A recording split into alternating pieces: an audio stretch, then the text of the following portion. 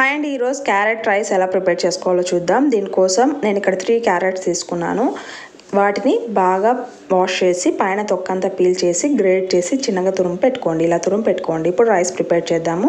ఇప్పుడు stove on చేసి కడాయి పెట్టి ఒక 2 టేబుల్ స్పూన్ ఆయిల్ వేయండి. ఆయిల్ బాగా హీట్ ఎక్కిన తర్వాత ఒక 1/2 టేబుల్ స్పూన్ జీలకర్ర వేయండి. తర్వాత 1 టేబుల్ స్పూన్ ఉద్దిబ్యాళ్ళు వేస్తున్నాను. మినపప్పు అంటారు కదా, అది బాగా ఫ్రై అయిన తర్వాత సన్నగా కట్ చేసుకున్న ఒక ఆనియన్, ఒక పచ్చిమిర్చి, కొద్దిగా కరివేపాకు, పసుపు వేసి బాగా ఫ్రై చేయండి. తర్వాత 1 టేబుల్ స్పూన్ అల్లం వెల్లుల్లి పేస్ట్ కూడా వేసి బాగా పచ్చివాసన పోయేంత వరకు ఫ్రై చేసిన తర్వాత ఇందాక తురుముకున్న క్యారెట్ కూడా వేసి బాగా మగ్గనివ్వండి. క్యారెట్ బాగా మగ్గిన తర్వాత ఇక్కడ ఒక వీడియో క్లిప్ మిస్ అయిందండి. అది మగ్గేలోపు ఈ అన్నాన్ని చల్లార్చుకుందాం ఒక ప్లేట్లో.